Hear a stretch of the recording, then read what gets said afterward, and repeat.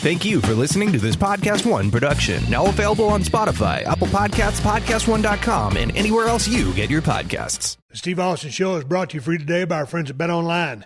Get in the mix at betonline.ag and use the promo code PodcastOne for your 50% welcome bonus. BetOnline, your online sportsbook experts and exclusive partner of PodcastOne Sportsnet. The following program is a PodcastOne.com production. He started in a small town in Texas.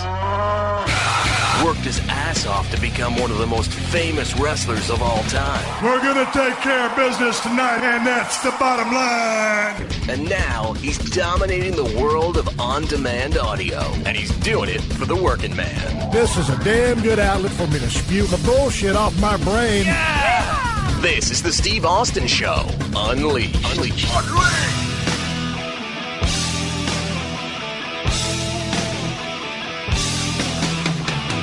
All right, everybody, welcome to the Steve Austin Show Unleashed. Hey, I'm going to keep this open kind of short on this sumbitch here because I got the second half of my conversation with WWE Hall of Famer Mick Foley coming up, my old travel partner, my good buddy, the man who's traveling across the United States doing his one-man shows. This motherfucker come by, 316 Gimmick Street, and we're going to shoot the shit. You guys going to hear all that coming up, and that's what it is. That's what today's show is. It's part 2 of my Mick Foley conversation. And you know what? I was thinking about hitting the road this week. Today is Wednesday as I record this. And today was the day I had decided that I was going to drive down to South Texas to the Broken Skull Ranch with Hershey the Wonder Dog in my RV.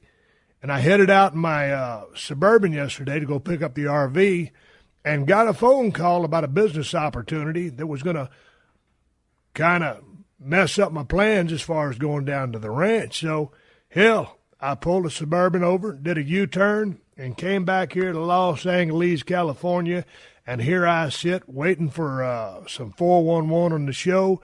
Got some good news for you. I'll drop it as soon as I get to the bottom line on that. And before I forget, don't forget, folks, the Broken Skull Challenge on CMT this Sunday night at 8 p.m. Eastern. We're going to have 8 badass women coming to the Broken Skull Ranch to do some tough-ass things. These women are tough as nails. And don't forget, after I talk to my guest, Mick Foley, I got my match of the week. So stay tuned. Let's stop fucking around, and let's get right to Mick Foley. Here we go. All right, everybody, welcome back to the Steve Austin Show. I know I said that on my open, but I'm still sitting here with Mick Foley, so I needed to weigh in, and that was it. When we last left off last week, we were going to talk about promos, ECW, and all that stuff, and we're going to get to it. But I first wanted to address something in the current scheme of things, Mick, because I know you still watch the show today. Yep. And I know you're particularly fond of a talent, Daniel Bryan. Yeah. Very talented cat, myself as well. Love what he does inside the squared circle. He's kind of been put on the shelf right now. He had a neck injury, had some surgery. And word on the street is he's got another surgery coming up. I guess he's got some issues with his arm or whatever. I'm not a doctor, don't know the bottom line on it. But, man, your thoughts on that guy? He's worked his ass off to get to this point, a smaller guy, you know, with a hell of a damn. He's one of the best workers in the business when he's healthy and now on the sidelines. And he just came in to good money at top guy status. You know anything about his condition? What are your thoughts? Because you were very vocal when they were kind of had him on they were teeter-tottering. What do we do with this guy? Is he over on the internet or is he over? And I was thinking the kid's over. Over. You were too. So you were behind the Daniel Bryan cause. I Pull was. the trigger on him, put the belt on him at Mania. Let's go. And I don't know for a fact that my opinion, changed anybody else's, but I know they were reading everything that I wrote. That was the one time, and we were talking about last week, I didn't complain about every paycheck. It was a rarity. It was regular enough that they knew that there would be a phone call if I got something I thought was light. But I very rarely weigh in on content. I especially when I was a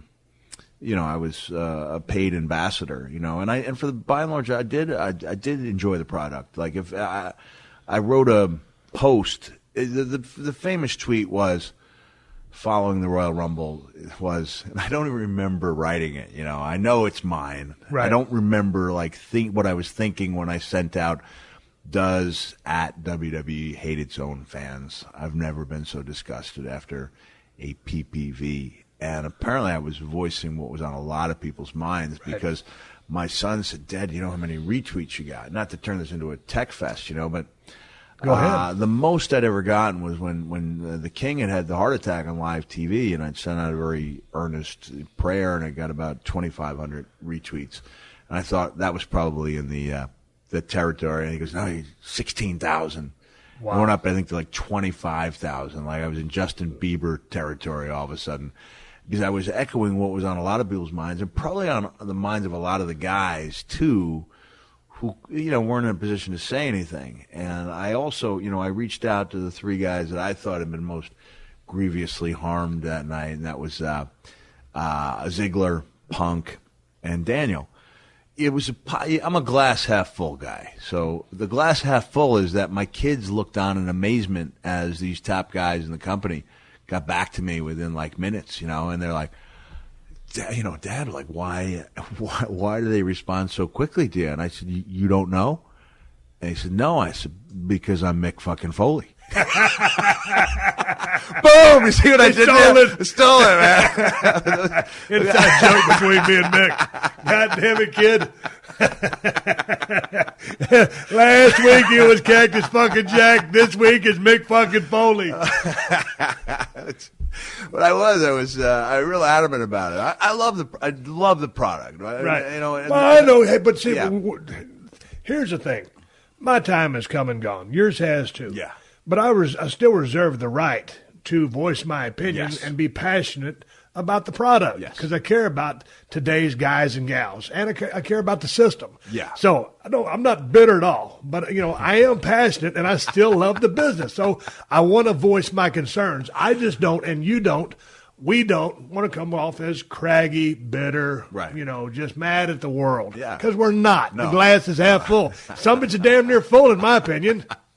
Even I'm going through a strained period with WWE, and I'm seriously looking at it like this is a moment. This is how strained is it? What's strained? Pretty. Y'all pull a hamstring?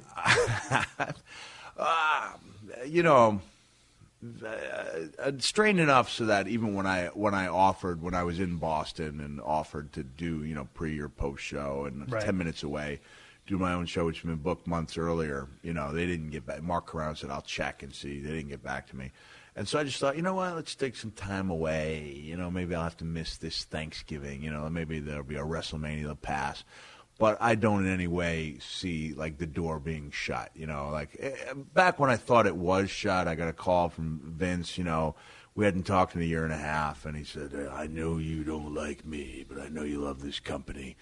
And I called him back, and I got that voice. And you can't help but laugh. And the first thing I said was, I like you. And I know there's going to come another call like that. Like, I don't in any way think WWE is my home, and I'm away for a little while. I'll go back. But in the meantime, what I say, I have it on good authority that what I say is listened to, is measured out. That night in question, I told I didn't have Daniel's cell. So I conveniently reached out to Bree. It's funny because so you had Bree's cell, but not Daniel's. That makes total sense. It's his wife. But she's a great. When you can pop Mick Foley, you can pop anybody. I should just ask her for Daniel's number. I guess I could. See what he did, folks? The kid stole it. But the Daniel Bryan Kane thing, hug it out, began as a rib on Daniel because he's not a hugger. Even you and I, we bro it out a little bit. But you'll see Daniel, and specifically, like the divas will go up and extend a hand. And I asked him, and he goes, I don't hug. And then I'm watching TV a couple months later, and he's doing this thing that's based around two guys hugging each other. Like, it's a rib, It's a rib on Daniel that ended up being big money and catapulted him, put another just great year under Kane's belt.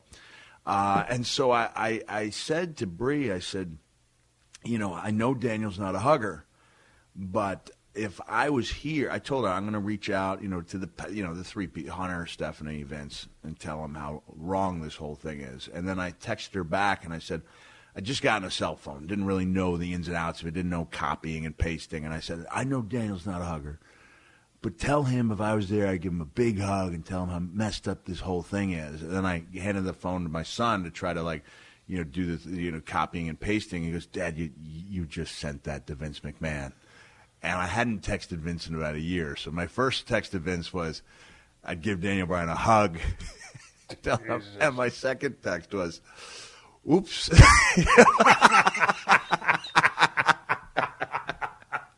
Are you kidding me? No, I swear to you. Jesus Christ. I may even, while we talk, I'll see if I still have that on the Foley You're a record. moron. And I did. Boy, you told him. Oh, boy, yeah. I did reach out to Hunter, and I reached out to Stephanie. Hunter got back to me, and he said, Mick, as an author, you should know not to judge a book, until the story's over. Yeah. And the funny thing about Stephanie, and I've known Stephanie, since she was, a teenager in college. Yeah, when we first got there, you got there. Yeah. She told me the story of how we first met. It was the night of the cell, and now it can be told because Pat Patterson has revealed it on Legends House. Legends House. Pat had a longtime partner who passed away that night. And Stephanie remembers being, I think, 19 or 20 years old. This is after my cell match. Francoise kind of patched me together. I hobble over before the world's most awkward run-in on your match. Let me break into this story. I want to get into this later. We'll get into it right now. Dude, I got so much respect for you. You went through that Hell in a Cell match. Yourself and The Undertaker was a semi-main. It was me and Kane in the main event in the First Blood match. Now, 4 days earlier, I had wrestled you at the Houston Summit. We were on top. Place was sold out. Coming out of that match, I couldn't stop shaking. I got whatever you call it, chills. They took me to the hospital. I had a staph infection. Okay. My mom and dad had drove 100 miles from Edna, Texas to watch me wrestle your ass that night. Thank God I was lucky enough to go over. And these days, as we speak now, Joel Osteen's packing them in every Sunday night doing his ministry gimmick over there. But anyway, you and me working on top. I spent 3 days at Herman Hospital, IVs, getting antibiotics put into my system. My elbow was swollen up. Badass staph infection. Had to wrestle you in a pay-per-view. Hell in a Cell. First Blood match. And, man, you and Undertaker went out there and just ripped it up. And a great story, great bumps. Just, y'all stole the show from us. Yeah, you can't follow that. But my point is, after all the devastation you had sustained in that match, here you come. And I always tell his people, I say, here comes that stupid-ass Jack running out because you got to take a stunner. And I meant that with respect. Yeah. Here comes Jack running out there, kind of sideways like John Wayne, like a crab. And all the stuff, dude, those bumps you took, that one where you almost drove your head in the mat, had you turned your shoulder, it was just a fluke that you didn't get killed. But here you come after all that bullshit that you had just went through, all those bumps, the thumbtacks, to take a stunner from my ass for me to feed into the chair to get the color from a taker. But I'll never forget that. Now, y'all stole the show, hands down, more power to you. But I just respected the shit out of you for running down and taking a stunner. And we got to get back to your story. In retrospect, that's probably one of those things that we should have changed. Yeah. I'm pretty sure they went to you and got, Steve, given what Mick's been through, we're not going to send him back. I think everyone would have been understanding of that. But you're so right, but we didn't think like that back then. No, and we didn't. And I've mentioned, this was more last year's show. I was talking about the irony. Professional wrestling is, it's the sport that, most people there are wrestling fans that go to my shows. I say everybody's been mocked or derided a time or two for watching that fake sport, the show business sport. I said, but, you walk up to the most ardent MMA enthusiast and say, hey, man, does your sport continue when one of the participants is no longer conscious? Yeah. His mind does. Yeah. And then, the fun of it is, you can play with the words 100 different ways, and I'll do it we didn't stop matches.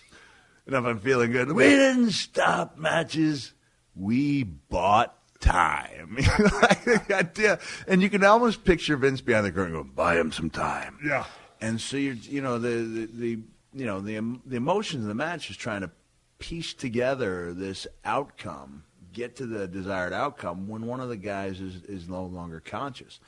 And I think that's, where the drama of it comes in. But let me go back to Stephanie. Yeah, for a back to second. the story at hand. Sorry, I had to interject. I find out in between being patched up and making the world's most awkward run-in, Pat Patterson's partner has passed away. And I went to the office he was in. He was beside himself, and I gave him a hug. And I don't remember this. And Stephanie says, I saw her out of the corner of my eye, and I gave her a little crooked smile. That was how we met. And here is the text. I was copying and pasting, and it said, thence. This is thence. It's Mick Foley. As you know, I don't reach out to you too often. But I think the company's making a big mistake by not giving people what they want in Daniel Bryan.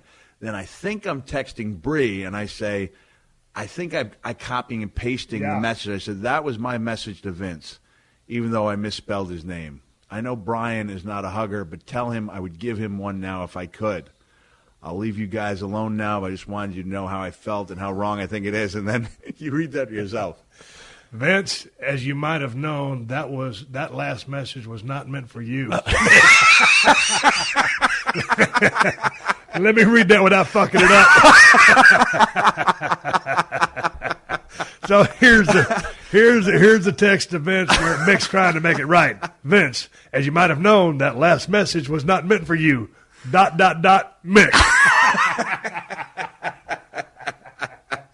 Dude, see, this is the kind of shit when you and me and Brian Pillman were traveling. It was ridiculous.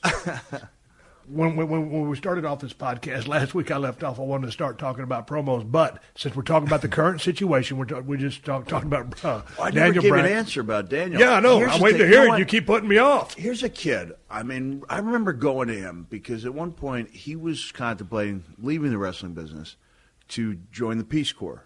And he said, wrestling's important, but so is making a difference. And I remember, not knowing him that well. I knew him a little bit from Ring of Honor. And to be honest, and I've admitted this, like I went to Vince, I went to bat for a couple guys, Punk, Samoa Joe, and Homicide, who I thought I'm a big Samoa Joe fan, too. Yeah, they just didn't see that. I think one of the things Punk had going for him was that Ricky Steamboat was going to bat for him, too. Right. And I have to think that both me and Ricky come from exact opposite sides of the wrestling spectrum, both pitching for the same guy, may have helped his cause out a little bit. But Daniel was a guy, Brian Daniels was a guy, I knew he was a great talent. I didn't see him as a WWE guy, so I missed the boat on him. I wouldn't have predicted that for him. But he's a good, he's a really good, I don't want a young man, he's a good guy. Good dude. He's got a good heart. And I went up to him and I said, I heard you were contemplating, leaving the business, to make a difference. And I said, if I can suggest something, try to get as far as you can in this business and then go out and make a bigger difference. And I wouldn't be surprised, knowing the way that he lives, if the money that he did make in that short run on top, and knowing that his wife is not someone who needs a lot, that Bree, it was funny because even when I couldn't tell them apart physically, I knew that one of them, I knew there was vast differences between the two of them. And when I reach out, I said, just make sure he's okay, the business will roll on, they'll find a way to make it work, but you only get that one shot. I hope he comes back, but I hope he doesn't come back until he's fully healed. And I think that spot will still be there. I mean, he's going to have to fight for it. Going to have to fight for it, but then also just the crowd moving along as it has. Sometimes just the window can slide closed a little bit. Steve, one thing sometimes I'll drive down the road and I'll wonder, why was that window so open for me? And you have J.J. Dillon. I called him J.J. effing Dillon in my book, which was really out of frustration towards Vince, because J.J. was the guy who would get on the phone with me once a year and in less than 20 seconds tell me the company wasn't looking for talent. And then I'd turn on Raw and I'd see Mantar and and I was like, what are you saying, Mantar wasn't a great gimmick? And JJ, he phrased it particularly well and that like it was almost like he. And this is when JJ was running talent relations at WWF. But when he wrote his book, he said that Mick was fortunate to have been near the top of that wave, or it was like he was calling me out on the fact that I benefited from the era I was in, and that there was this huge wave. And I just said a couple of days ago, like, all right, I wasn't Richie or Fonzie, and you can argue among yourselves whether you or The Rock was rich, but you were the main guys. But everyone remembers Anson Williams, and Donnie Most because they were the sidekicks. Yeah. They never starred in their own show, but they were but they were over because they were there with with Richie and the Fonz, and that's the way. I never saw myself as being at the top of the wave, but when that thing crashed down, it was like I didn't understand that everyone would remember that era we were in so well. But you brought in two names a while ago when we were talking Foxy about and Ralph? Daniel Bryan. No, we ain't going to talk about those guys. You brought up Ziggler and Punk. Let's talk about Punk because he's gone. Yeah. Will he come back? Can he come back? Does he want to come back? Does he give a shit? I don't know. Everyone comes back. If there's an exception to the rule, it would be him. But the secret for Punk, and I honestly, I haven't talked to him. The last time I had an interaction with him was the night of the Rumble, and he said he might not be back, and he didn't show up. He's got to find something he loves as much as this, because it's really hard to replace. I don't know if he's got that in his life. He doesn't need to come back. He's made all the money he's ever going to need. I don't know if he's going to get the itch. You don't get to be as good as Punk was without loving it. And if you love it, there's really only one place to be. There. Yeah, there. Unless he wants to just be the guy who makes an absolute killing on the independent scene and working comic book conventions and making a handsome living that way. Interesting spot that he's in. Because are you totally fed up with the way things are being done that you remove yourself from the whole picture? Because if it's what you love, and I know he loves the business, I'm not speaking for him, I hadn't talked to him in a year. How do you take yourself out of the equation? I did, when I got a gut full and took my ball and went home. I've talked about that a million times. So, but, Jim Ross sent me a card in the mail, and I jumped at the chance to come back and, get it while I could. You got to make hay while the sun shines. He ain't making hay right now. You can only make hay so long. I don't believe I've ever shared this. When I was about, I was making the decision to do the thing with Ambrose before the doctors stepped in and told me that I'd had my last match. And that grassroots thing was really resonating with the top guys in the company. Punk, Cena, they liked it. It was different. And Punk wanted to be a part of it. And I remember parking outside an arena and texting him. And I said, how I didn't know exactly how old he was. He was 12 years younger than me. I said, 12 years from now, do you envision yourself coming back after a 3-year layoff to do a segment that is intentionally bad, referring to me coming back to do the This Is Your Life John Cena spot? And he said, no. And I said, well, that will give you some indication of how far I've fallen from my ideals. Right. And I will always regret that I let myself, that I let myself fall that far, and that I didn't stand up and fight that one. As I get the call, it is a pretty unusual idea, and under other circumstances, if I'd been back a while, I would have been glad to have done a segment that was purposely bad. If I remember correctly, I would go out there and say, "Watch this, Steve," and then I would tank an interview just so you could tell me Jock Lanza's reaction backstage, and you come back and you go, "That was awful." I go, "No, it was a masterpiece." But my first time back to be in a segment that was intentionally bad was a real.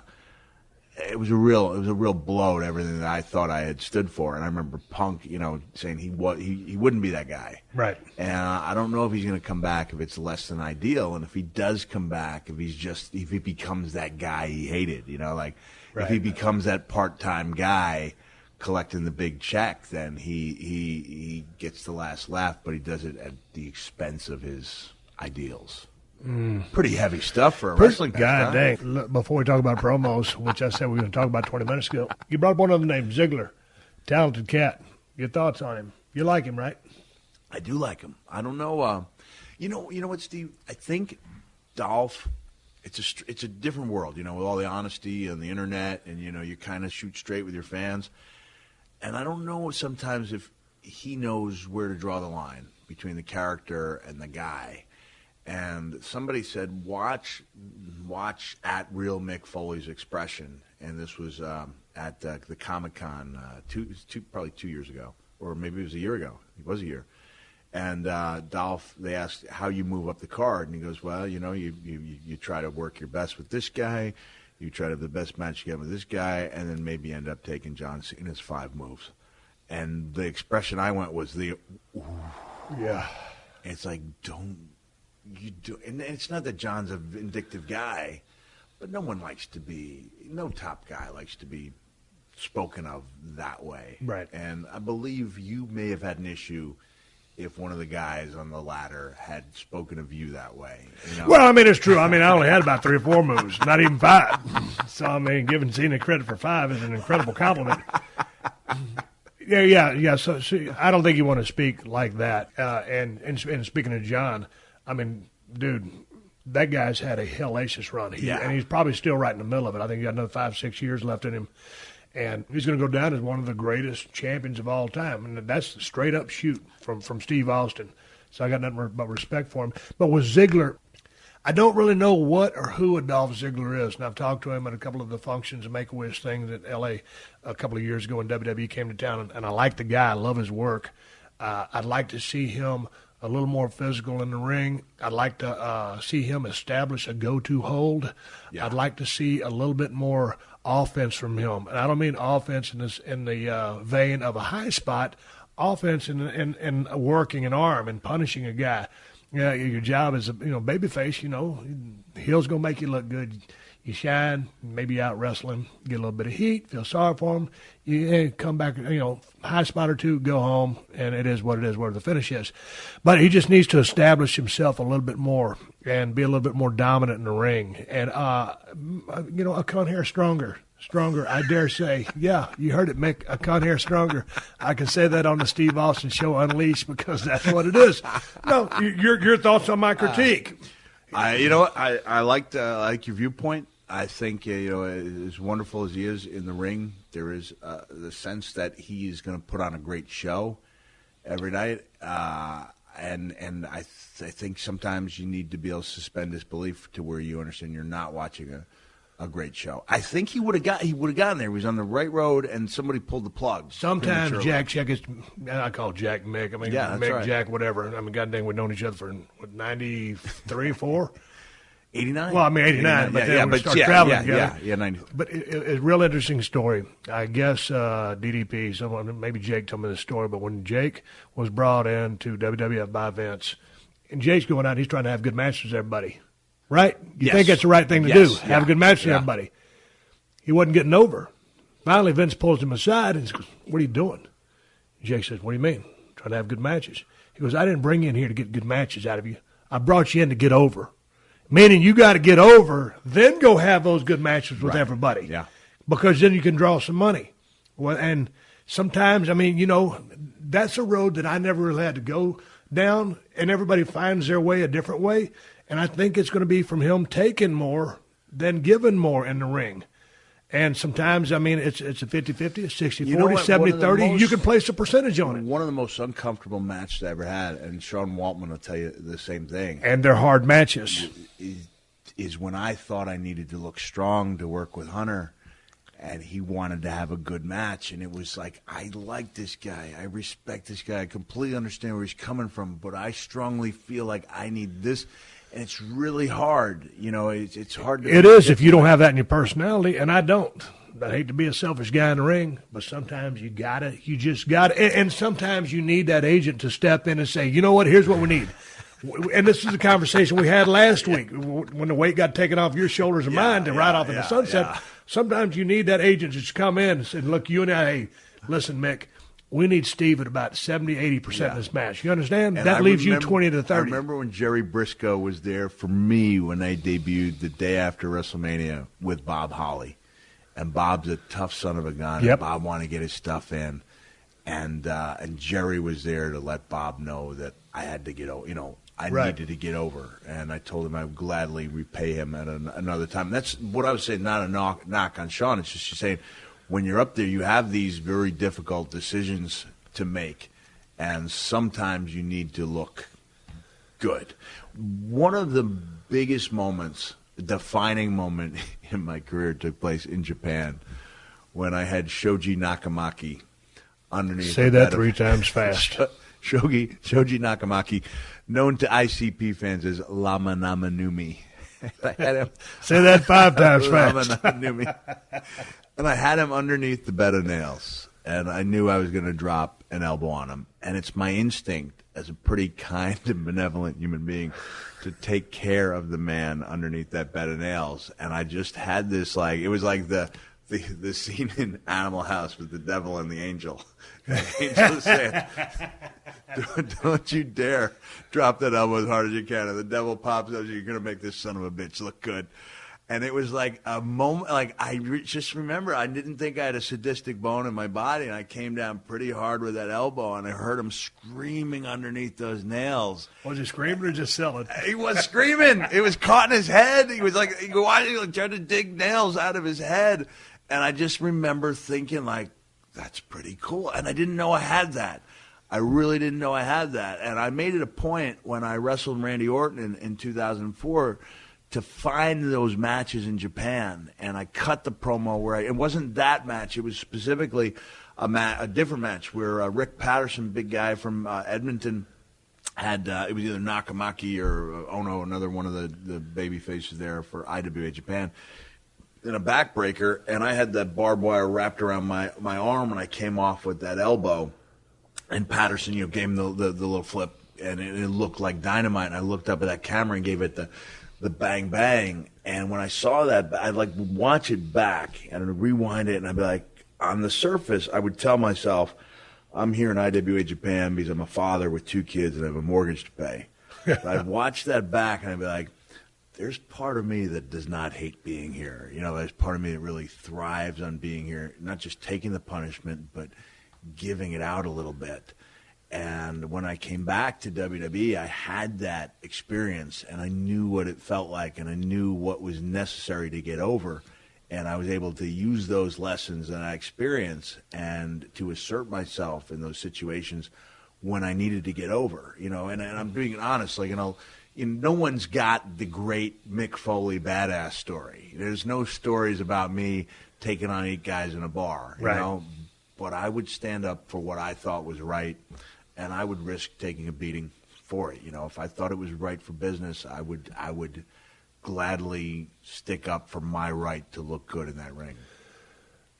Can Dolph Ziggler get over? Yes. He just needs someone to believe in him and give him the chance and state the goals cleanly. If say you were in that dressing room, say for 2 weeks they make you his agent, and you spell it out to him. Right. If he's listening to this podcast. Right. And it would hurt me because I like Dolph.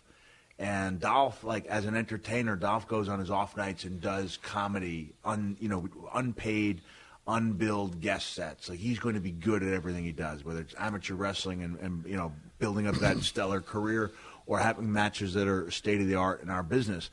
But when my 11-year-old goes, this is a great match, but Dolph Ziggler is going to lose because he's Dolph Ziggler, there's a problem. Right.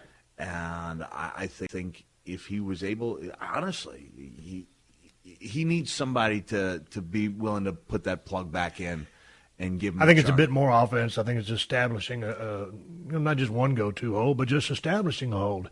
One time we were going down the road. We're going to take a break right after this, and we're going to talk about promos. One more story from the road. Myself and Paul Orndorff, Mr. Wonderful, used to travel down the road in WCW for a period of time. And he had worked with Paul Roma that night. Before, I guess, they put them in a tag team together. A pretty good tag team.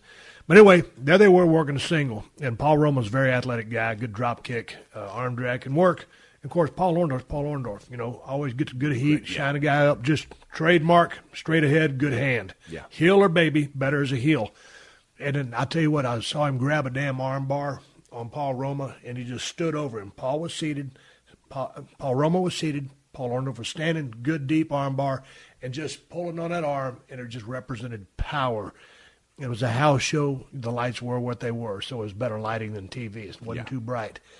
And it really resonated with me. And so we were driving down the road, and I said, man, that's a badass match you had with Paul Roma. I said, you know what was my favorite part of the match? He goes, let me think. He went about 2 or 3 miles down the road. He was driving. He goes, it's when I had that arm bar on him. How'd he know? I said, how'd you know? He goes, this is exactly from Paul Orndorff's lips. He goes, because it was power. He goes, you knew I had control of him. It was power. And I said, I guess you're right, because it resonated with me. And it was just the picture of who was in control right there at that time and who was dominant. So anyway, segue out of that, we're going to take a little pause for the calls and come back and finally talk about promos. Mick, can you cut a promo? Oh, heck yeah. All right, we're coming back with Mick Foley. Talk promos, a word from our sponsors. Support for the Steve Austin Show comes from our friends at Rocket Mortgage by Quicken Loans. Home today is so much more than it was yesterday, but at Rocket Mortgage, home is still all about you. During these challenging times, the top priority at Rocket Mortgage is the health and safety of the communities they serve. If you need mortgage assistance, their team is available 24/7 to answer questions and offer solutions. Whether that means saving money on your mortgage or finding a new way to navigate payments. From their home to yours, the team at Rocket Mortgage is with you. Visit rocketmortgage.com/Austin to learn more. Call for cost information and conditions. Equal housing lender, licensed in all 50 states. NMLS, consumeraccess.org, number 3030. Rocket Mortgage by Quicken Loans. Push button, get mortgage. All right, here we are. 30 minutes ago when we started this show, we was going to talk about promos, and we're finally doing that. You talk about a lying son of a bitch. I thought this whole hour was going to be dedicated about the promo, but we can hammer it for 30 minutes. Yes, we can. So, coming up in school, short answers. Good student, bad student. Underachiever. I didn't become a good student in college until I started wrestling and had a focus, and then I became a very good college student. Smart or dumb?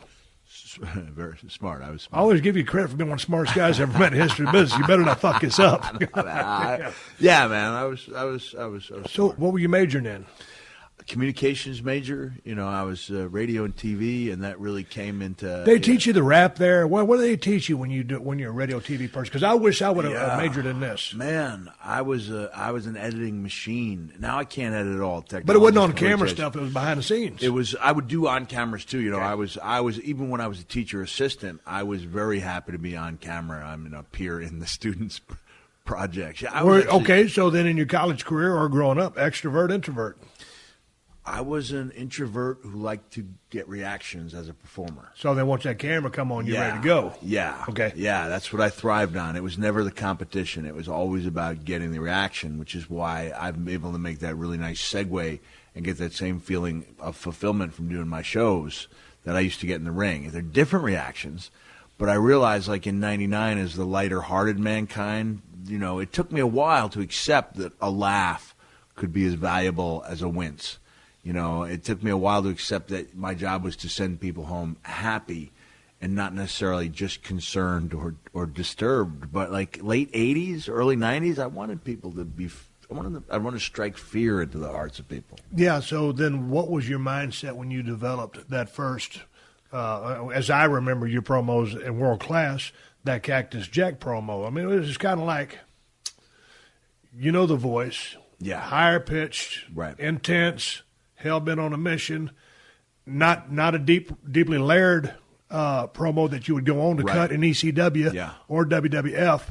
So what was the genesis of the promo as far as Cactus Jack speaking to the universe?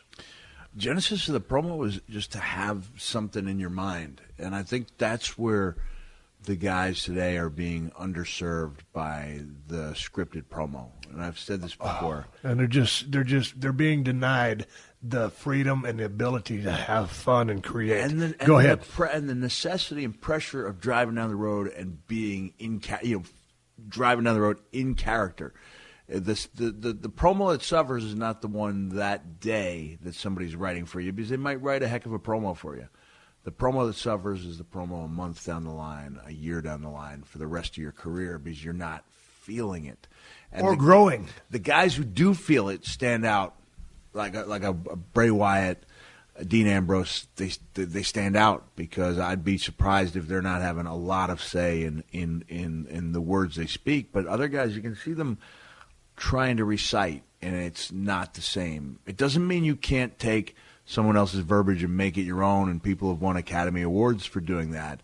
But I like to be the guy who could respond to anything. Jake Roberts last night, I was privileged to have Jake on the stage during the Q&A, and Jake talked about the days when you do 57 promos for local towns, and you were there when that was still part of the job description, and you could be the guy who just did the same promo 57 times for different cities. You could be the guy who tried to do something different each time.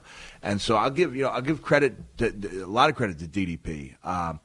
I didn't know when I returned to WCW in 1991 that I was essentially just supposed to be one of these guys who's a progression of guys going to be fed to Sting to try to get, to heat him up a little bit. He'd been logged down with 2 or 3 opponents for quite a while. Nobody told me that was a job description. I was told I was coming in and work with Sting. I thought I was coming in as a top guy. And I didn't know that they had this 6-week run in mind for me. And Dallas apparently went to Dusty while I was cutting pro. I still remember, like I said, you got 57 things. And I was talking about how I couldn't go to, I was having trouble falling asleep. So I started counting all the different ways that I could injure Sting. I finally fell asleep at 427. I hadn't even gotten to his legs yet. And Dallas went to Dusty Rhodes and said, you got to come down here and take a look at this guy. That's great. If I just had the one promo, all right, Montgomery, boy, I'm gonna teach you a lesson. 30 seconds, Montgomery. Well, let me tell you something. I had something in my mind, all the time thinking about these things, so that when I finally did get the chance, it was like release. And I benefited a lot from the frustration I felt, especially over the years. And especially when I got to ECW, and knew what it was like. And I always talk about that. I always say me, you, and then I throw Dustin in as well. And I say there was this, this sense of frustration that there was a glass ceiling, and there was Sting up there in that top floor, and there were 3 or 4 other guys knocking and going, we'd like to know what it's like to be up there too. And then I would talk about how, because I didn't have that, I have to gauge how well my career was going by how often I was recognized at the Waffle House. And then it leads into a funny story about encountering, a guy who's taking wrestling way too seriously.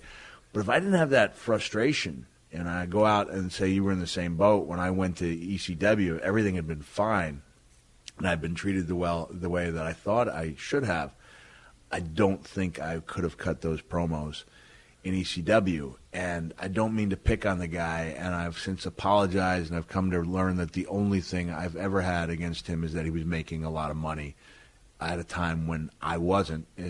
Without Mark Merrow, I'm not sure if either you or I would have really made it in WWE, because he was that guy. You talk about a guy who had a target on his back. It was like he came in 3 days after Vince looked at me and said, we don't give guarantees in WWE, I'll say E, We give opportunities. And 3 days later, in comes Mark Merrow with the first ever guaranteed contract. And maybe I was happy to be in WWE, and I was smiling on the outside, but deep down there was a sense of purpose. And I remember you and I going out as a heel match in 96, early 97, and tearing it down, calling stuff on the spot. We didn't realize why we went 5 minutes over, is because the match was so good.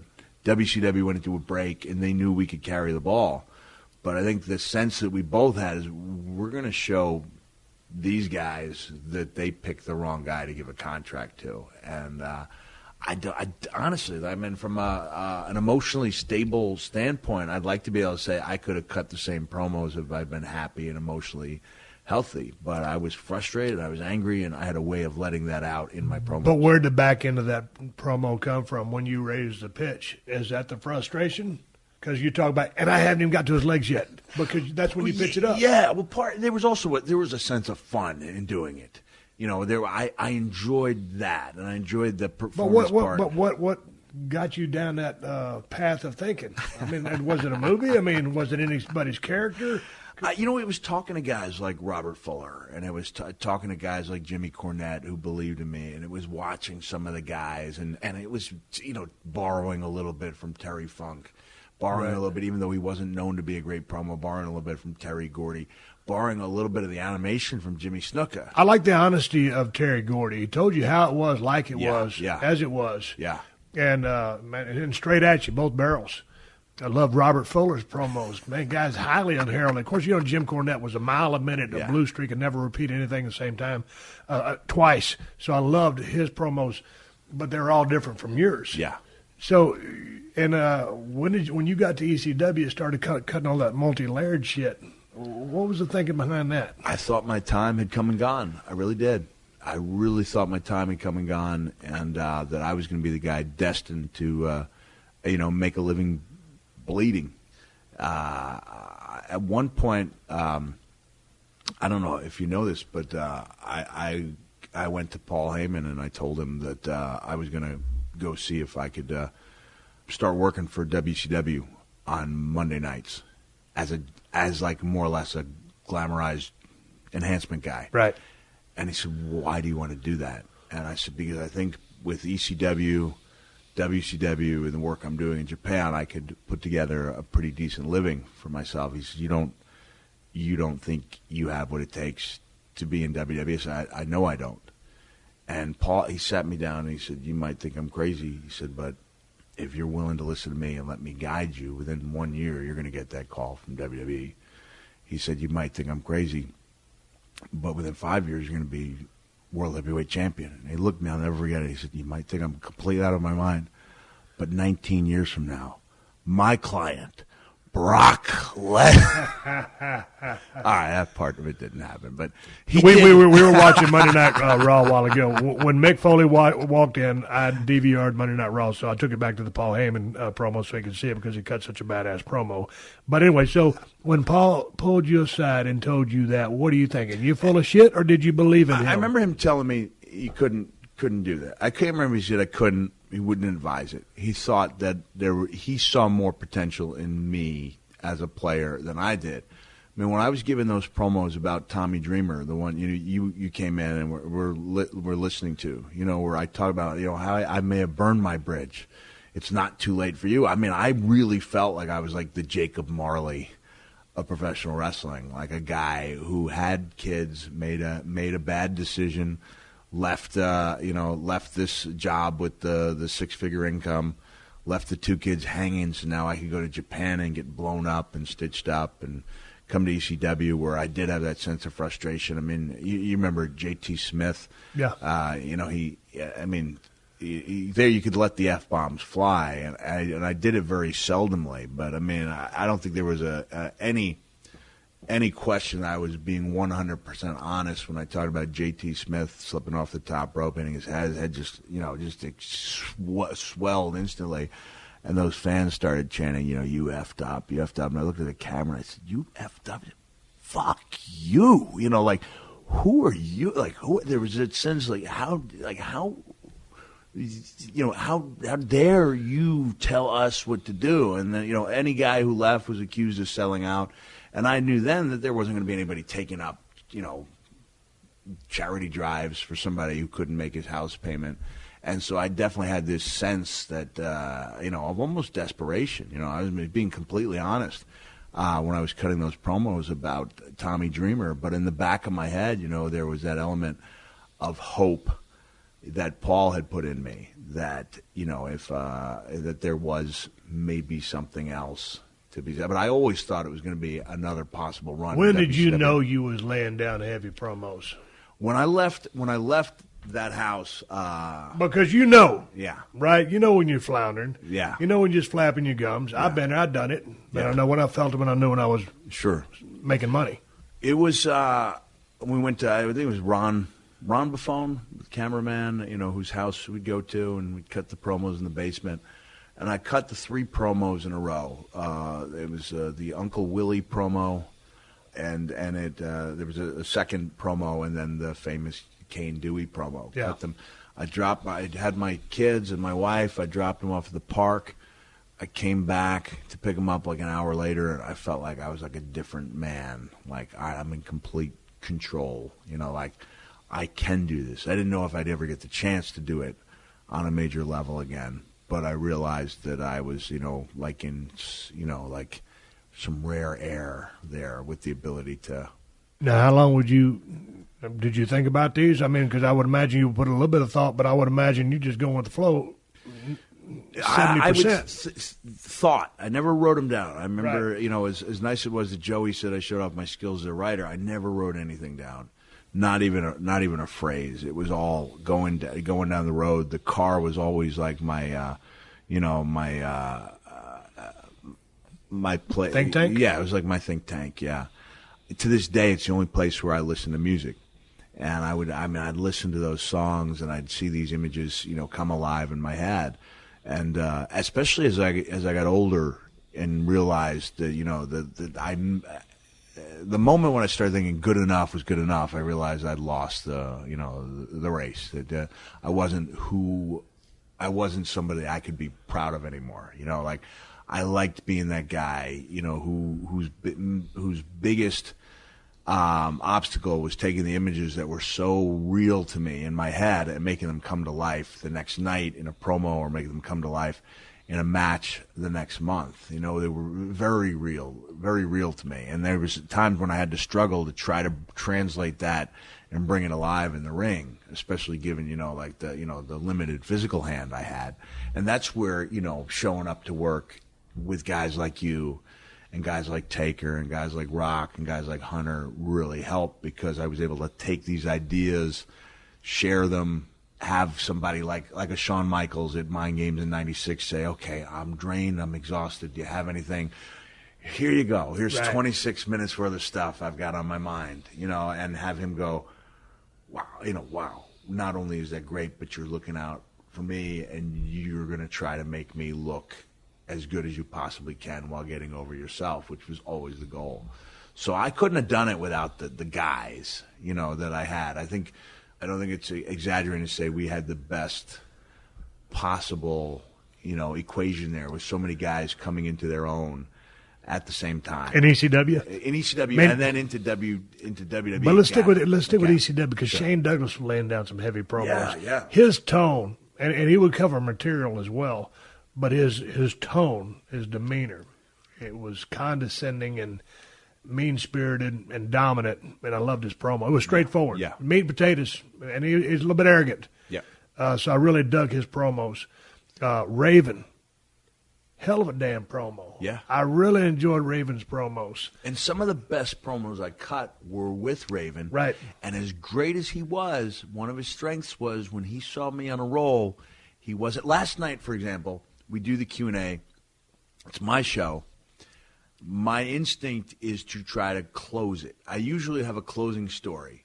I don't rely on the last question to dictate like how well the show ends. But I'm like, you know what? I've got Jake. I've got Jim. I'm going to close with a story, and then we're going to go to the Q&A, and we're just going to hope for the best. And a question comes Jake's way, and he hits it out of the park. And I'm actively thinking to myself, do I try to grab the microphone, and do I try to get a last laugh? Or do I just accept that Jake is, that in the end, people are going to walk away with a huge smile on their face, and the better Jake is, the better people remember my show as being. Right. And Jake finished his story. He handed me the mic, and I said, thank you so much, everyone. And I was really proud of the fact that I didn't fight it. I just went with it, and there was no better closer. So in that respect, Raven probably did the same thing. All right, this guy's really rolling. This is part of our promo, and then he would I'd finish and Raven would just hit that pose, and it would be, that's powerful. You brought up Jake the Snake Roberts. Were you at the Hall of Fame this past year? I was, yeah. Yeah, we talked. Yeah. Jesus Christ, I'm an idiot. Too many steel chairs, and you got hit with more than I did. Question, you remember Jake's acceptance speech at the Hall of Fame? Yeah. Stole the show. Yeah. Jesus Christ, that was one of the best promos I've ever heard. Yeah. You remember it? Yeah. Well, we masturbate people's emotions. Yeah. Great line. But just, I mean, he started off, and then he pulled your heartstrings, and then he took you deep. Yeah. And it kind of scared you a little bit, and God damn, it's so much. about half crazy, and then pulled your heartstrings some more, got some heat, and then come up. It was like, God, it was the best. I really thought it was the best Hall of Fame speech I've ever heard. It was great. At the time, it's unfortunate at the time, Warriors passed. At the time, my thought was that Jake should have gone on last because he had the best story to tell. Right. And that was why I made the little public tweet, which obviously I'm glad to say that I was asked the night before Jim or Warrior died, like, what did I think of his promo? And I said, I went back, I thought I talked about it with Brian Gewirtz. I said, there's a lot of good stuff in there. Like if you take little sections of it, it was really powerful. And I thought it was a good promo. And then I was really happy that when Warrior was out there for that last promo, that the camera panned and there was a Foley in the front row. My daughter was in the front row, and she was cheering. So she was representing me in the respect that I should have shown Warrior that night. Well, I've always said this, when they made the Destruction of the Ultimate Warrior DVD, whatever it was, there was some heat there, whatever, and it finally got washed away, and everybody was cool right there at 30. But I always thought that the Warriors promos fit him, and they were perfect for his character and his persona, and they didn't have to make sense. I mean, but you believed it. Here's the thing. It's like I've always said, and I've said it was with Arn, and you've probably been there. Ron Simmons can go out there and say the ABCs and scare the shit out of you, and you believe it. Because he's got that tone, and he's Ron Simmons. Everybody knows how bad he is. He's one of the sweetest guys in the world. But that's how serious you take Ron Simmons when he remember when he used to be the Farouk, and they put him in that silly light blue outfit, and he had that helmet called the Skullbuster. Well, that's what we called it behind it. Who would know? All these years later, I got an obstacle course named Skullbuster, but that's what we called that blue helmet. But nobody ever laughed at Ron because he was such a badass. We laughed behind his back. But now if it had been you or me that wore that outfit, we'd be getting shredded. But Warriors promos fit his gimmick, and they furthered his cause. I'll give you an example. I mentioned when you talk about the promos that I leaned on, and I said Terry Funk, which everyone can understand. I said Terry Gordy, which you can't understand. But when you say Jimmy Snuka, it was like, well, Snuka was a terrible promo guy. I was like, no, he wasn't. He wasn't because you believed him. Even when I remember to this day, the cage match. Same with the Warrior, dude. Yeah, same principle. It wasn't, phonetically a marvelous promo, but part of the reason I hitchhiked to the Garden, I remember the promo. He goes, brother, let me tell you something about that cage. You can break a bone, and I'm talking about any part of a bone. It didn't matter that he messed it up. It was that intensity and the delivery, and you didn't get the sense that anybody was feeding him or anybody wrote down. You can break any part of a bone. Yeah. And I was like, I need to be there, and that's why I'll talk with a guy. Like I asked you earlier, how tight you were with Roddy. You don't know that well. Guys like Roddy and Dusty, Midnight Express, Rock and Roll Express, who got over everywhere, and especially the heels like Roddy, who had to talk people into a building, and Dusty largely as a baby, almost entirely as a babyface, but did it year in and year out, change of scenery, still talking people into the building. It's still it's changed. It's more about entertaining people, but in the end, I still think there's something to be said for that killer promo, which is why, even though we don't have the buy rates like we used to gauge the interest, like this SummerSlam is going to be hot, largely because of some great promo work by Paul. And I'll go a step further and say answered by Cena, because a while ago I showed you the Paul Heyman promo. I didn't show you the Cena return. Yeah. Cena delivered. And a lot of time he goes over that same old bubblegum bullshit, and it's a repeat about passion. Yeah. But man, the dude, when he goes out there a little bit and gets intense and delivers a message, he's an A1 promo, and he's returning I'll say fire. that. I remember, when I was fairly new to Twitter, and I didn't have, the numbers that would, that fortunately stacked up. But I was living in Florida at the time, and I sent out. He gave one of those promos, and I said, "Man, great promo by @John Cena. I think it's about time people recognize his legacy of great matches in WWE. And I looked over at my daughter and I went, I just got 800 messages. She goes, but you sent that out a minute ago. And I said, well, let me try it again. I said, oh, yeah, try to find a bad at John Cena pay-per-view match for me. And like 900 people answered back, we're watching it. And they all had the one match. And I said, if everyone's pointing to one match, it's a pretty good indication that he's had a run of great matches. He's had the opponents. And it reminded me, in my high school, I had the winningest lacrosse program in the country.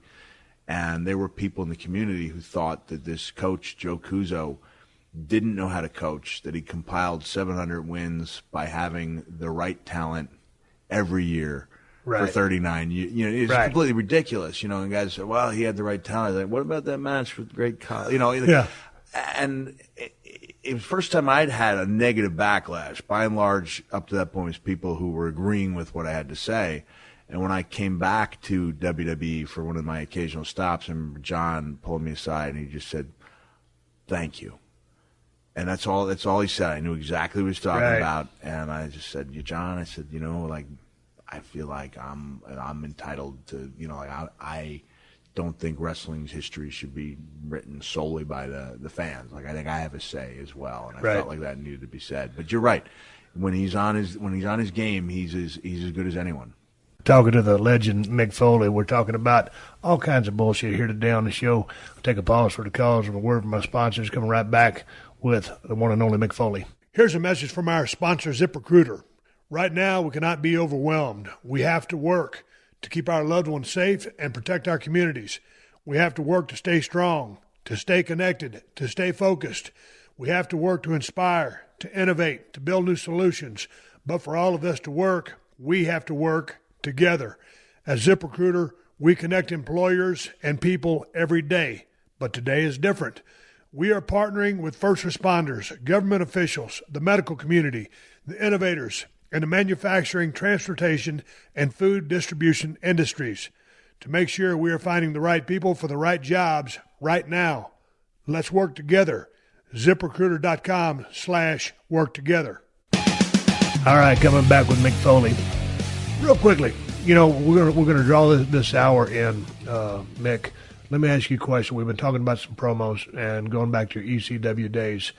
I saw a DVD documentary called ECW Barbed Wire City. Did you see this? I haven't seen it yet. Man, it was just it was kind of a deal where, to me, the glass was half empty, and guys just went in there and come out a meat grinder and beat up, fucked up, and on pills and dope, and just in a bad way. Yeah. You came out. You were there for shit. How long? I was there for a year and a half. You made it out okay. Yeah. I was there. I came in, and Paulie gave me a call when I tore my tricep and got fired by WCW. I came in. I wasn't there very long. Dressing room was a wild situation. Yeah. And people were doing different things. And I hooked up with a couple of guys and was doing certain things. It was an interesting dynamic. Going back to those promos, like, I loved it was a love-hate relationship because I realized it was a dead-end street. That buying into the EC dub was a dead-end street. And I realized that you had to get out. If you had the chance to get out of there, you had to take it. And the "you sold out" chants rang so hollow to me. Right. And I think anybody who bought into them and stayed to avoid them was being delusional. So much of that stuff was pure violence. Some of it was the fastest moving, greatest shows I've ever seen. Yeah. But on the other end of it is, diminishing returns. When you go so far out, you can't come back in. And I'm very thankful to the time I spent there to get me to the next level, which was WWF. But man, when I look back, it was just, goddamn, it was heavy duty, fast forward bullshit with a lot of violence. Yeah, it was. There were some good storylines, but it was testosterone, adrenaline straight at you. At any point did you think, hey, shit's a little out of hand here? Yeah. You know what? Yes. I remember, flying back from Japan with the Sandman, even though we worked for two different promotions, and being really hurt. You know, a wrestler, you're not supposed to talk about hurt feelings, but feeling hurt when he revealed how messed up he was when we had some of our best matches. And I thought, it's disrespectful. This is a game about, trust and respect. And when I went to Paul and said that I wouldn't work with somebody who was impaired, when I showed back up in the dressing room, I was like, I'm the dick. Yeah. That's kind of the culture there. And I think that was a teachable moment for me. That when if you would ask any of the ECW guys, did you turn on Mick at that point? Then I don't think anyone consciously did, but I think there was a sense of like, well, who does he think he is? Yeah. Like, what do you mean we can't work impaired? And for me, that was a sense, that maybe things were out of hand when the guy trying to, strike a blow for a safer work environment was made to feel like a dick. Hey, when I say I hooked up with a couple of guys before the show started, I wasn't wrestling. I was just waiting until the end of the show to cut a promo. So anyway, and that being said, I'm not a saint. But to that end, never been in the ring. 2 times I was probably hammered going to the ring, but other than that, never. And I'd straight up shoot because it's here on the Steve Austin Show. Question, at what point does a work environment damn near turn into a shoot when you take the barometers off the violence at hand, with all the bullshit that the foreign objects and the hardcore style matches? For me, that point was Royal Rumble '99, and luckily, And you're going to say WWF rather than ECW? Yeah, I think so. That's the match that made me turn around. It also happened that it was documented on film by Barry Blaustein Beyond the Mat, and I wasn't aware of how out of hand it had gotten until I saw my children react. Like, I don't know if I would have thought it was that bad, but it was. This is the match with you and The Rock. Yeah, and it was just violent. It just got out of hand, and it was. What was your now? Because here's the deal: you and The Rock have a match. Yeah, you get handcuffed, and he's going to hit you with about what 8 or 10? 5 chair shots. 5. It seemed like 100 when you were backstage watching. I was there. And, man, I watched those first couple, and, I mean, he was laying them in because he had to. Yeah. And it was agreed upon. Yeah. I didn't realize how beneficial your body's ability to give. Not taking anything away from the brutality of a chair shot, but at least when your body, you can give a little bit. I didn't understand it. It's like the Cinderella song, don't know what you got until it's gone. Once that ability was gone and my hands were cuffed behind my back and that first chair shot came and it hurt me down to my toes, like I realized this was a whole new level of pain. And my reaction to that shot was to fire up. It was a strange thing. It was a suspension of disbelief. Like I became that character in the worst possible scenario. I became Mankind, believing completely in the character with The Rock and a steel chair and my kids in the front row. And by the time we got to the agreed upon number, which was 5, I'm still in the ring. Like I'm supposed to be 2/3 of the way up the aisle. And it took 11 to get up there. And so it was agreed upon 5 and ended up 5. 11. Yeah, it just. Because it kept going on forever. When you said 5 a while ago, I said, dude, there's more than that. And the mindset was, at the time, he was getting ready to work with you, right? For Mania. Right. Mania 99. Rock was really, he was entertaining. He was funny. And I thought we needed to show a meaner side. Like that was my job. And I wanted to make money while I did it. I had no question about that. But I thought that's what I owed the company. That's what I owed The Rock, was to reveal that mean streak. And we did it. No question that we accomplished that. And due to a unique set of circumstances, Vince wrestling for the first time in the Rumble, Rock needing to go out and be part of that Rumble, me coming back and being in rough shape, Rock maybe not properly addressing the condition that I was in. And thankfully, like the angel on my shoulder turned out to be Scotty Too Hottie for alerting me that I'd been really rough on The Rock in the commentary for Beyond the Mat. And because if Rock had found that out on his own, and without me telling him and giving him the heads up that I apparently had been a little rough on him in commentary, if he hadn't gone out, that day and watched it with his wife and come back and had a good talk with me, I imagine there'd be some really bad feelings. And you don't want to have bad feelings towards a guy who's doing so much better in life, than you are. What were you saying? I haven't watched it back, but I know that this is where maybe if people were scripting promos for me in '99, I would have been a little healthier emotionally, because in the back of my mind, the Rock and Sock connection, we were brought about with the express intent of me turning on The Rock. And immediately my thought was, I'm going to go back to the way I felt that day in the ring. The way I felt backstage. But you keep saying Beyond the Mat. You're talking about the documentary. I don't remember you going crazy on a documentary. It was a special edition, maybe 5 years down. Okay. I held on to this for a while.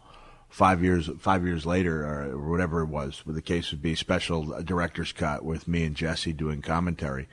Where I still can't watch it. I don't want to hear what I said, but Scotty came up to me, and I'm pretty tight with Scotty. He was like, I watched Beyond the Mat. And I went, yeah? He goes, you kind of buried The Rock.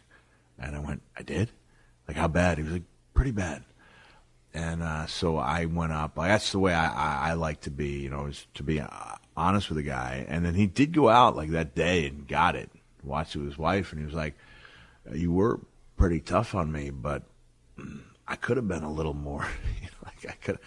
He was a little, he felt bad about the way he came across. And, that's the way you do things. You sit down, you talk them over. We came to a much better understanding, and we're able to much better appreciate what we had done in the ring as both partners and opponents. Well, take me through the 11 chair shots, because, dude, watching that shit backstage was brutal. And then when I watched, Beyond the Mat, your kids are shrieking on camera, and they're covering their eyes. Yeah.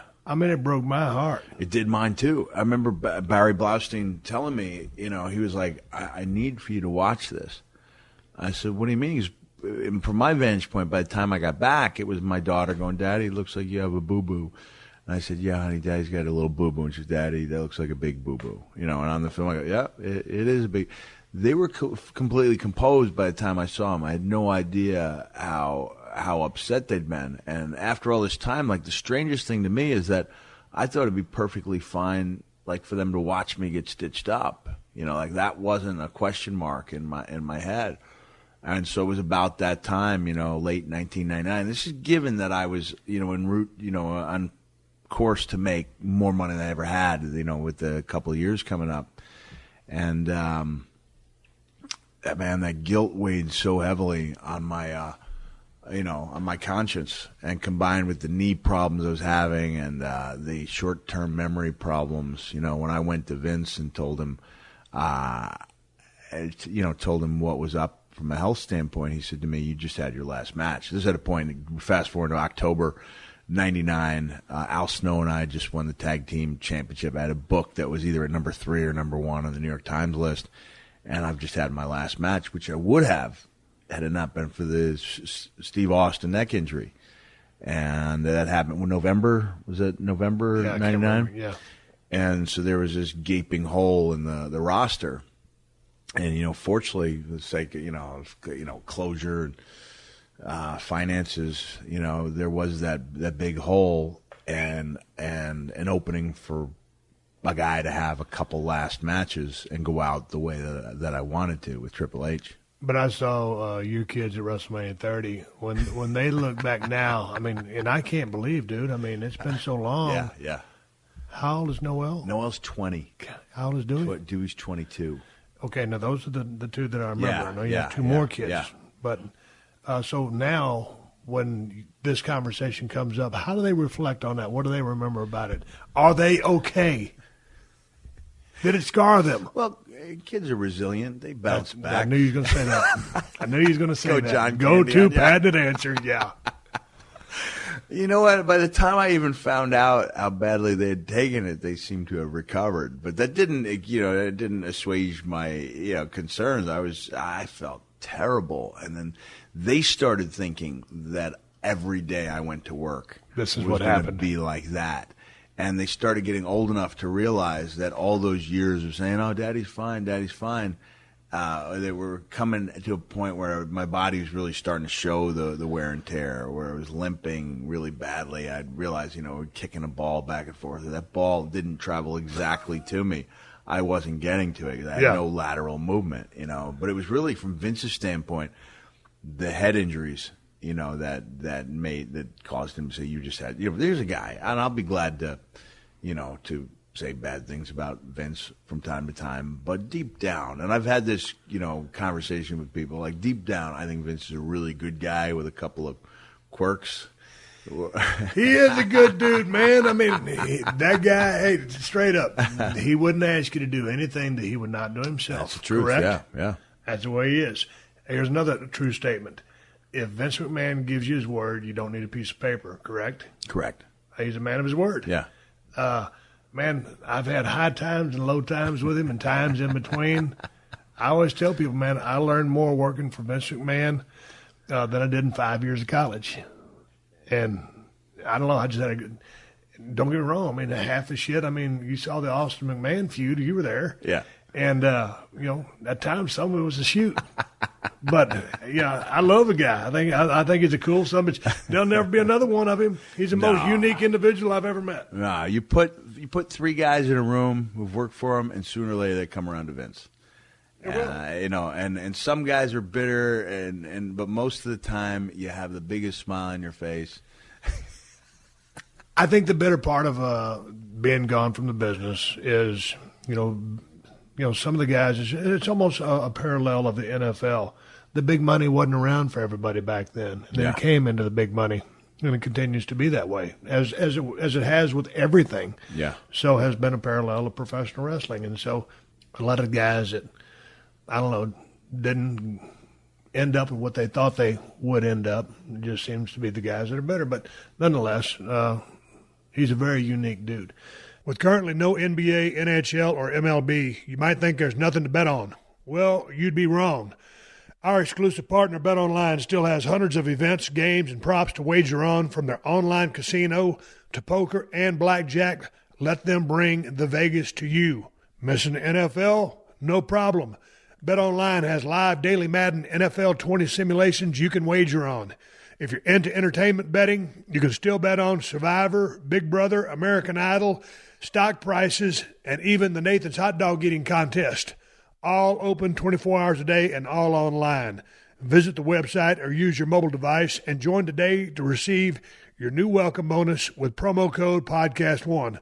BetOnline, your online wagering solution. Hey, dude, let's shut this thing down and save a lot more for round 3.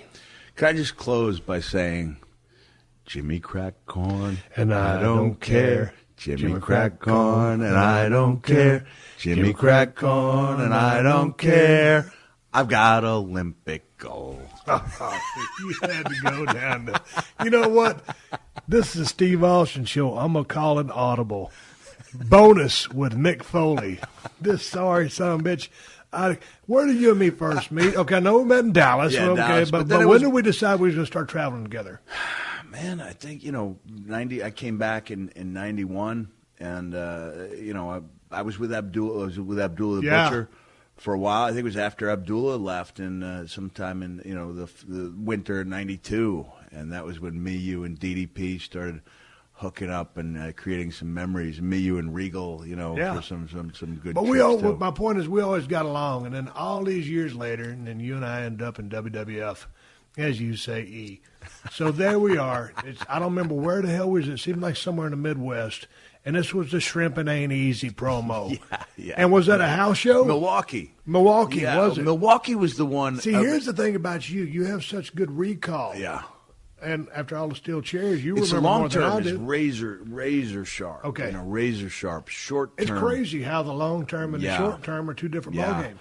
When I did and I don't mean to leave on a downer, but when I did that impact test, when I went there, and I didn't know how to game the test. Apparently, there's guys who know what the test consists of and try to do poorly on it, so that after an injury, they don't drop off. They're working it. Yeah, which is just doing themselves a disservice. Right. But I took that test and I was answering all the questions and then when they come around and I realized this is about my short-term memory and it's gone.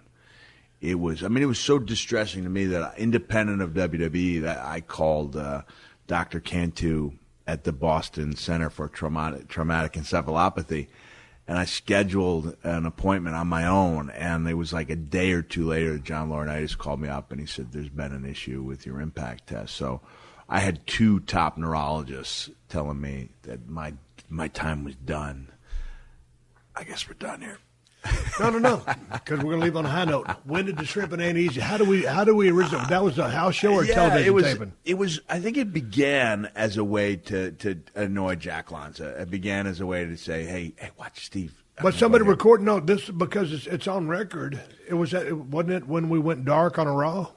You know what? I might be mixing up the few because we went to it a few times. The climactic one, in my opinion, was Shrimpin' Ain't Easy, Pimpin' Ain't Easy, Chimpin' Ain't Easy. Yeah, I'd have to go back and see it. I think I'm actually confusing it with the one in Milwaukee where that was the promo where Rock would come out and talk about your monkey ass and Kane. No, this was what did Jericho come out on this one? I don't know. I can't remember. I'm thinking of the 4-way in Milwaukee where none of us could stop laughing. But and the thing was, as soon as one of us came up with a new gimmick, of course, the next guy's got a top hat, and it was a deal where I ain't got no hair. I got a mustache and a goatee, so I'm laughing. Yeah. And then you put your hand I got my left arm. Yeah. It's like I'm trying to see what time it is right by my mouth so no one can see, the very intense Stone Cold Steve Austin, of course, who we know does not have a sense of humor, laughing.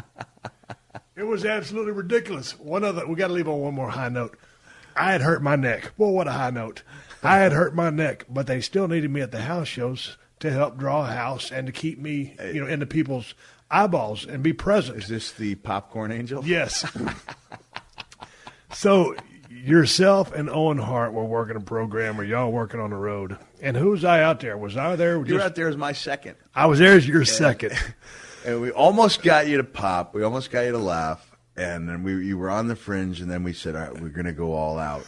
We're going to go all out today. And we'd find the different foreign objects. And this is when I realized, those hardcore rules, anything goes, could be played one of 2 different ways. One was the way I specialized, like that heavy concrete, high impact stuff. But I also learned in '97 from like beeling Triple H off the top rope by his nose with a pair of salad tongs, that you could have some fun as well. And so that night, like the killer gimmick was the Santa sack size of popcorn that you'd have from the not catering, but the concession stand. And Owen started hitting me with that bag, And the night, a couple nights before in Anaheim, I'd unloaded like a box of 1,000 soft drink lids, and as they're floating down. No, his knees are buckling, and so we almost had you there, and we finally come back. And I remember, there was some concerns. I think we were in Northern California, and Dave Meltzer from The Observer was going to be there. We didn't want to stink the place up with Meltzer rating us, and then it was like, you know what? What type of men are we? Like we're gonna go out of our way to make this the worst match possible if it involves popping Stone Cold. So Owen started hitting me with that Santa sack size of popcorn, and when I went down, it appeared to the naked eye like I was just like flopping about aimlessly, but in truth, that wasn't the case. I was creating an angel out of the debris of the popcorn. And when I got up and you saw that angel with the plus-size ass, yeah. I saw what you were doing from the get-go. Mick Foley's laying in the middle of a ring. There's literally, If you weighed it, it'd be 10 pounds. It was like a 50-gallon bag or more of popcorn in the middle of the ring. You're laying in the middle of it, spreading and closing your arms and your legs over your head, making a snowman is what I would call it. And I'm like, Jesus Christ, I got my head on the mat. I'm laughing my ass off. It's the stupidest thing I've ever seen in my life. And really, the night before, 2 nights before, when the soft drink lids, you know, like when you go to McDonald's and you get the damn Coke underneath the gimmick thing and you put the little lid on, it was a bag full of those was the weapon at hand. And as those things were raining down, and was it Owen or you go, Owen was the one. Because Owen was the hokiest seller of all time. The knees buckling. Yeah. But it was that next night, and the line that made me, you know, where we knew we'd done it. We see you laughing, and we see that back shaking, you know that big back. Like you said, the head's turning bright red. You got your arm over your. But everyone could see that you're laughing, and we're the only two people who could hear you go. You guys are the shits. You guys are the shits. You're the shits. Go home. I'm laughing my ass off. Dude, this reminds me of one other time. What were we doing there? For some reason, Tony Atlas was working with Sting in WCW. Do you remember this occasion? I do. And it was a jump spin kick that you know the story. What were we doing at ringside? Remember, but they were having an awful right. It was somewhere in Charleston, South Carolina, some little town, and I can't remember what happened, but that was the only other time I can really remember being ringside. I thought she was involved with the match. I didn't remember. I think we were just watching from afar, and Sting, Hall of Fame wrestler. Yeah, I don't know Sting very well, but I love him to death and respect him. Sting needed someone. He needed some substance to bring out the best in him. Yeah. And he didn't have it. He didn't have it that night. And Tony Atlas, I love him to death. One of my old travel partners as well. One of the strongest human beings in the world. And can drink beer, too. But they had the god-awfulest match that night. And Tony's going with the old spot show stuff. He pulled my hair. You know, Tony's Paul, like, this is not working in a main event. You know, we're a international touring company. You can't go after you've seen, you know, Pillman and Brad Armstrong, and you've seen Jushin Liger. And you can't go out there with, referee pulled my hair. And they tried, and it was just us. We're going to go out on this story. What was the funniest thing that ever happened to you in the ring? Your entire career as a performer. I'm going back. This is the Milwaukee story that I mixed up. It was that, and I don't know if I can properly and especially given that Rock is now Hercules, it's difficult to think of him in this way. But when he would come out and talk about your monkey ass and Kane's red retarded ass and my fat ass, you know, at that point, and we've come a long way as far as social issues, and it's not as funny to say, you know, but the line, it's still kind of funny. In 20 years, it won't be funny at all, which would be a good thing. But I said, I heard you talk about, you know, Kane's red ass and Steve's monkey ass and my fat ass, and it just seems to me that The Rock likes to talk about men's asses a lot. You know, we get the pop, and maybe it's true what they say. Maybe The Rock really does suck after all. And I start giving the hand and tongue motion. And the idea is Rock is now, he's selling it by claiming he doesn't do what I'm claiming he does. And every time he's selling it, the imaginary phallus in his hand gets bigger. And it wasn't until the next day in Milwaukee, it was an afternoon show, and we have a 4 or 5 way, you know, it's your main event, and he goes, man, that was funny yesterday. He goes, wouldn't it be funny? We took it a step further. And it's just the visual. This is Hercules wiping away an imaginary load. Like, no, dismiss, no. And when I got out of the ring, I couldn't even cut my promo because all I could think of was Rock wiping away the imaginary load from this larger-than-life penis that doesn't even exist. I went to open my mouth, and all I could think of is The Rock with this imaginary load on his face, and I couldn't stop. No one even knew why I was laughing. You guys hadn't even heard the conversation. And I thought, oh, man, I'm in trouble because this is a sold-out house. Earl Hebner's, I look over Earl. It looked like Earl was so bright red, and you were in there in the corner. You had your arm over the thing, and every time I tried I couldn't do it. I was completely gone. I could not keep a straight face. This is the main event. And one of the things, the life's lesson I took from this was I looked out of the crowd thinking they were going to be hot, and they were laughing just as hard as we were. They didn't know why we were laughing, but they just knew that the guys in the ring were really, loved what they did. Yeah. It was nice to see that human side. I can't remember a thing about the match, and I apologize to The Rock because there was no actual evidence. No, it was all comedy back in the day. Oh, geez, he's the biggest movie star in the world. I remember one time, this is my last story. They just opened up that brand new building in Dallas, American Airlines Arena. Yeah. I got the phone call. They opened a new building in Dallas. Want you and The Rock on top. Oh, shit, that sounds good to me. Call him. So there we go. Go to Dallas, Texas. Main event goes to the ring. Boy, we jump started. All of a sudden, I back rock into the corner and start teeing off on him. He's about to go do a movie or something, but, so I was missing him by a mile. And I threw about 6, 7 hard ones. I spin me around. He spun me around, started throwing. He missed me by a mile, about 6, 7 shots. I looked at him and said, God damn, one of us got to hit one another. Sooner or later, we're going to kill this son of a bitch right off the bat. It was the shits. We had a great time. Anyway, hey, I'm sitting here talking to Mick Foley. This was the second part of a two-part gimmick here on the Steve Austin Show. We're all over the page because I've known this guy forever. To cover everything in a chronological fashion would be a disservice to the time that we've spent together and the fact that I'm not a bona fide journalist. Mick Foley will return to the area soon or whenever he does, and we will pick up right where we left off. Good Lord willing, the creek don't rise, and that he wants to come back on the show. Hell, you might have had a shitty time. No, we've been talking about it for a long time.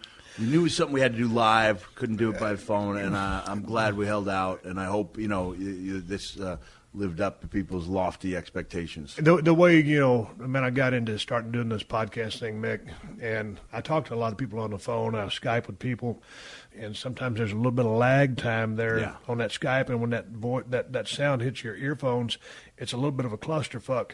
And I knew with our background, I just didn't want a phone call with you. You want it to be as good as it can possibly be. Yeah. And I'd love that with everybody, but that's just not the case. And Jim Ross, my buddy's doing a hell of a job down there in Norman, Oklahoma. His show drops every Wednesday. It's the Ross Report. I know you did his show a while back. Yeah. So anyway, just a plug to @JR's Barbecue on Twitter.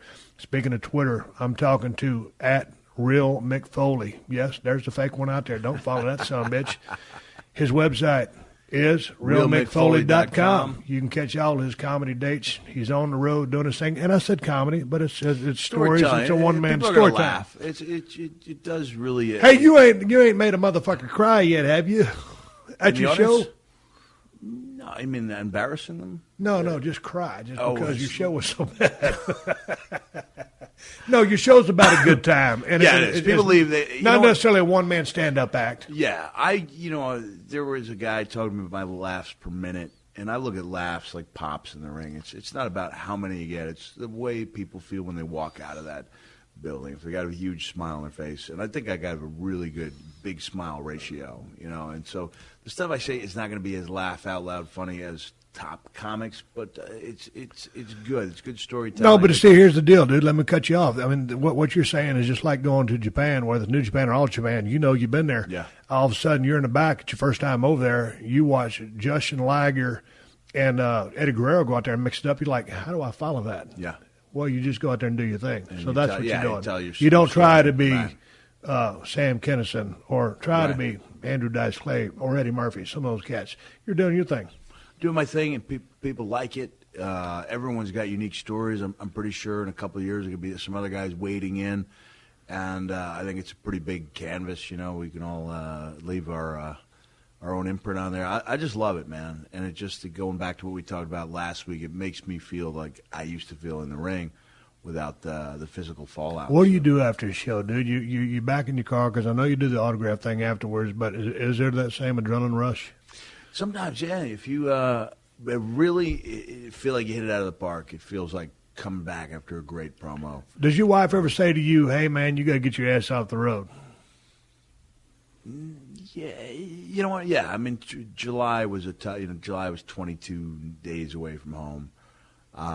That was a little long. It's a pretty, sweet spot in the kids' lives, 11 and 13. They need summer dad. Yeah, they need dad around a little more. So I'm going to try to make it. You say try. You seem like you hell bent on staying on the road. No, I'm gonna make a pact to be home at least half the month, and that's where a pact. Now, what's driving you, dude? A pact. I will. I'm making a promise to my wife that I will be home at least half the month. Do you want to be on the road that much? Can you? I mean, did you not get it out of your system? Well, I do. I mean, I like life. I do like life on the road. I always say when I got a business, I returned back to, and it took me 3 years to make the adjustment to being a civilian. I'm a civilian now. Can you not return to civilian status? I wrote about this in 2007 in Hardcore Diaries. It's like the Bob Ziegler song. He wants to live like a young man with the wisdom of an old man. He wants his home in security. He wants to live like a sailor at sea. And then Bob's this beautiful loser. You realize you can't have it all. It's like, but I kind of can. I can go out there. I can do my thing. I can have my fun. I can make my money. I go home, and it's quality time. That's one thing. I remember Jake Roberts giving me a book called The 60-Minute Father about maximizing your time when you're home. So, I mean, when I'm home, I'm pretty good. I'm pretty good. We spend a lot of time. The new documentary, I Am Santa Claus, will be dropping in theaters and on DVDs right around Thanksgiving. And one of the things I'm really thankful about is that my son, Huey, is in it quite a bit, and my son, Mickey, a little bit as well. It's kind of like they're beyond the mat, like their experience with their dad, but doing something so much more peaceful and serene. It's interesting because next time you come back, as I sit here in my little office at 316 Gimmick Street in Los Angeles, California, Mick Foley's got a green shirt with Santa Clauses all over it. I want to understand what your infatuation is with Christmas. But before we go, one last story. When you got inducted into the WWE Hall of Fame, right? How satisfying was that to you? Did that validate everything that you'd done because you'd had as many naysayers that you did that you were just a big bump guy? Did you have a chip on your shoulder? Was there something to prove? Was it just a deep down satisfaction for you as your contributions to the business that you and I love? I always had this sense that I wouldn't let anyone define my career by whether or not I was inducted into a Hall of Fame. At the end of the day, it's Vince's, decision. And I even said, I would tell them, I would say, well, if it's a big deal to my kids, I guess I would. And the game changer for me was the day that I got a call from Kevin Dunn, and I was working for TNA at the time, and Kevin asked me how I would feel about WWE mentioning my book on their show, which is unheard of, Yeah. And so I went in and we watched that show together. I didn't tell my kids they were thinking about mentioning it. And the moment that they mentioned that Michael Cole and the King mentioned the book, it was a moment I changed my mind and said, if I'm asked, I'll go in. No conditions, no I go on last, no conditions at all. Oddly, up until a day or two before the Hall of Fame induction, it had been brought to my attention that my TV time might be cut for Donald Trump. And I let that get to me. I let things get to me about every 6 months, to the point where I called up my daughter and told her I didn't want anyone coming. I didn't want to give anybody the power to hold over me. I was going to make this as unimportant as I could, and that way the blow would not be as devastating when I was cut from TV. And luckily, by the time I got on the stage, it didn't matter to me that I was on first. I never looked at it like it was anything but the biggest event in my life. I understood, or of my career, I understood from a certain vantage point or perspective that I would and this may be my last opportunity to address an audience that size in my life, especially for that length of time with my own stories. I might be able to go back out there with something that someone else had written for me under some serious time constraints. And I was in the Garden, which meant so much to me.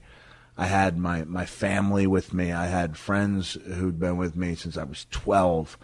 And it was the Garden where I had gone and seen Snuka dive off the top of the cell. And I just had this, conscious, feeling of acceptance that I was going to enjoy the moment, and I did. I mean, the moment when the one thing I regret is when I dropped the elbow on Jericho and I got up and I yelled, "You Adrian," I did it.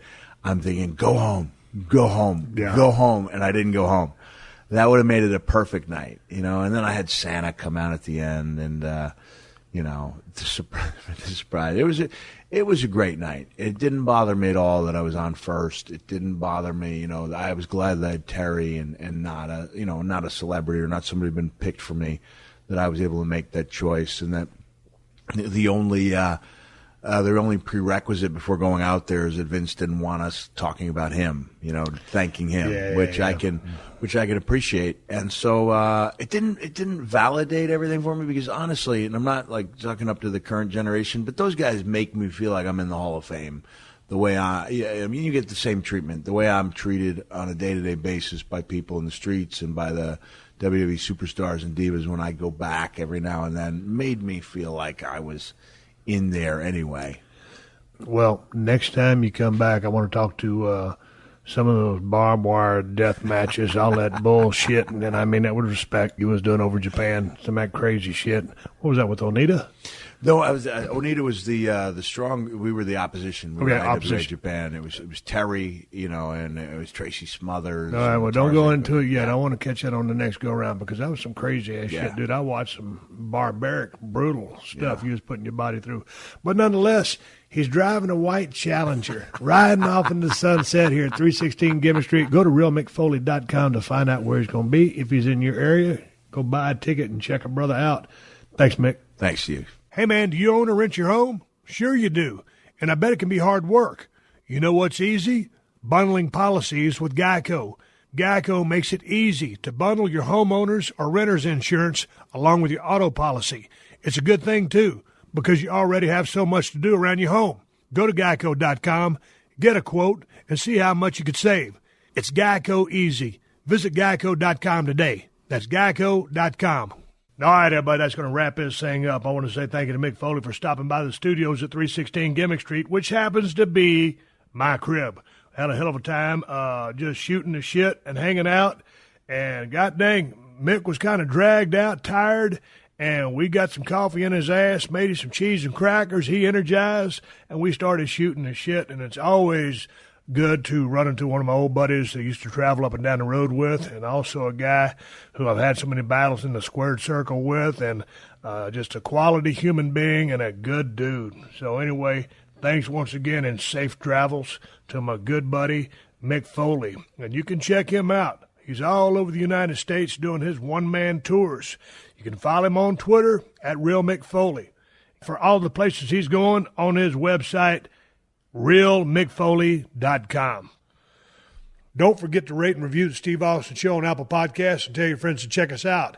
If you want to reach me here on the podcast, send an email to questions@steveaustinshow.com. Hey, I appreciate all the support for Broken Skull IPA, the best IPA in America, from El Segundo Brewing Company and myself. You can find Broken Skull IPA at Whole Foods and Total Wines if you live in California. If you don't live in Cali, check out the ElSegundoBrewing.com website, because they will have the location nearest you. We're now in 7 states. We're all over the East Coast, and we finally made our way into Texas. Nevada, I'm trying to bring Broken Skull IPA up here as well. Thanks, everybody, for the support of my favorite beer I've ever drank, and I had a big hand in creating. Hey, man, I want to say one more thank you to all the fine sponsors of the Steve Austin Show, especially BetOnline, Geico, Rocket Mortgage, Right Guard, Scott's, and ZipRecruiter. That's how I'm able to do this podcast for you twice a week for free. Please support them because they support us. If you need more info, check out the show description to this episode for details. Folks, we're going through some rough times, and it seems like maybe we're getting on the backside of this. The curve is flattening in some parts of the United States. I know New York is still a hot spot, and several areas in the United States are still hot spots, and just say hang in there. I'm doing my best to, do my social distancing. I'm wearing gloves. I'm wearing my mask when I go to my oxygen mask, whatever you call it. filter mask when I go get groceries. And, man, we just got to hang in there and ride this thing out. And I know a lot of people are ready to get back to work, and I'm ready to get back to work too. And my show has been pushed. And so hang in there, stay safe, and be responsible. We got to all do our part to keep the social distancing, doing your due diligence, so we can come out on the other side of this. But we got to get our ass back to work, and we got to get our ass back to work pretty quick. But we got to do it the right way in a conservative fashion with a great plan in place, or this thing might come back on us. But anyway, just everybody hang in there. It's a shitty time, and that's the bottom line. Hey, man, I might take my first ride that I've taken since all this shit started, because I'm out in the middle of nowhere. So, fuck, I might as well. Anyway, everybody hang in there. Stay safe. Let's get through this. Until next time, folks, my name is Steve Austin, and I will catch your ass down the road. This has been a Podcast One production. Download new episodes of The Steve Austin Show every Tuesday at PodcastOne.com. That's PodcastOne.com.